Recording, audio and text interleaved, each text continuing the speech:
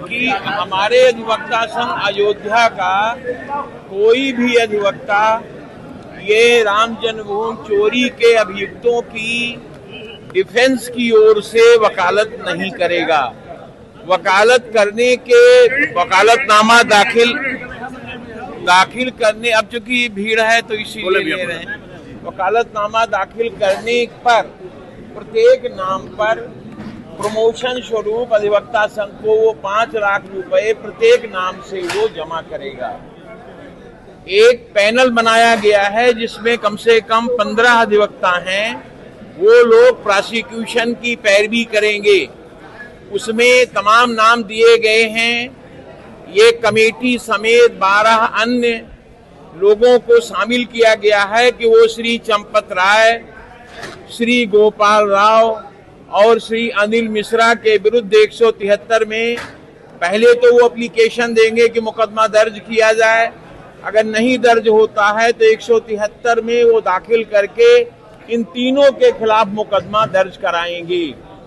मुकदमे के दौरान ये तीनों लोग जो मूल रूप से, जैसा कि अधिवक्ताओं ने बताया है, अगर अपराधी हैं नहीं हैं, फिर भी उनको शासन को पत्र लिखा जाएगा कि इनको अयोध्या छोड़ने की अनुमति ना दी जाए।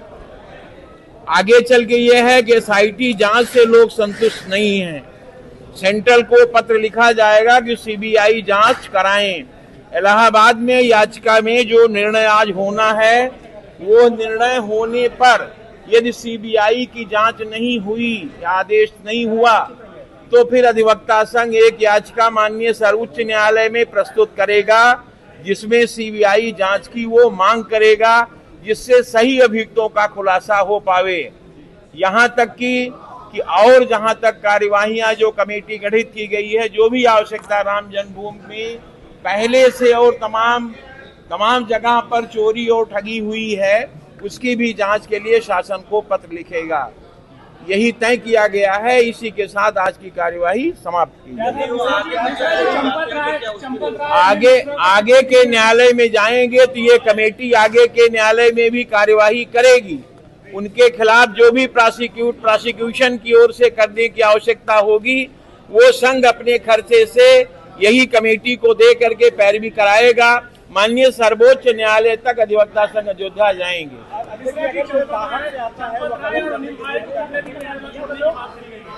चंपत राय और अनिल मिश्रा और गोपाल राव को प्रथम दृष्टया यहाँ की जनता और अधिवक्ता संघ के लोग प्रथम दृष्टया इस बात पर शंका करते हैं कि इतनी बड़ी चोरी का खुलासा नहीं हुआ है अभी, बल्कि किसी ने अपने चालक को पकड़ा दिया, किसी ने अपने मंदिर के सफाई कर्मी को पकड़ा दिया। यहाँ तक कि स्थानीय लोग जो है उसमें कमेटी में नहीं हैं, इसलिए और चीजें घपले में जा रही हैं। यहाँ तक कि श्री नृपेंद्र मिश्रा जी का भी विरोध किया गया है कि उनको अगर यहाँ का दायित्व सौंपा जाता है तो और गड़बड़ होगा, चूंकि वो सरकार के नुमाइंदे पहले से रह चुके हैं।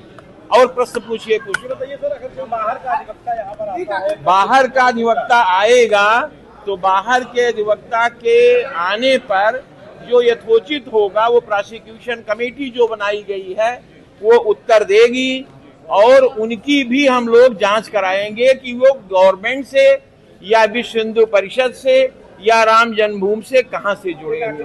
क्योंकि ये जानते हैं आप लोग कि राम जन्मभूमि में ये मामले अपने ही वकीलों के हाथ दिए जाएंगे, जिससे कि किसी भी समय उसे ड्रॉप किया जा सके। आखिरी सवाल ये है सर कि अगर जो आरोपी है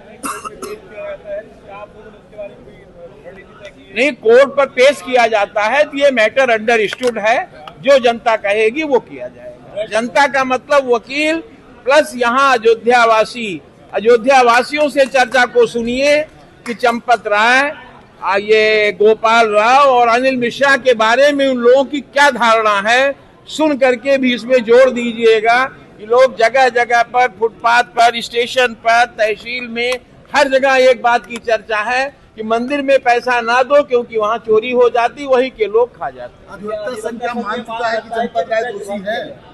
अधिवक्ता संघ प्रथम दृष्टया इस बात पे सहमत नहीं है कि जो अभियुक्त बनाए गए हैं वो अभियुक्त हैं भी कि नहीं है, इनके पीछे कौन है, ये एक जांच का विषय है जिसको कि सेंट्रल की फोर्स सीबीआई तय करेगी।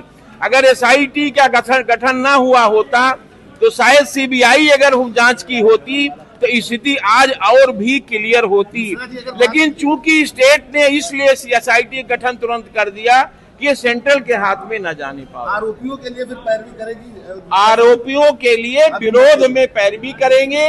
जो लोग आरोपियों में बचे हुए हैं उनके खिलाफ मुकदमा हम लोग न्यायालय में पैरवी करके दर्ज कराने की कोशिश करेंगे। ट्रस्ट भवन से मांग किया है कि यहाँ के लोकल जो संत महंत है उनको भी रखा जाए।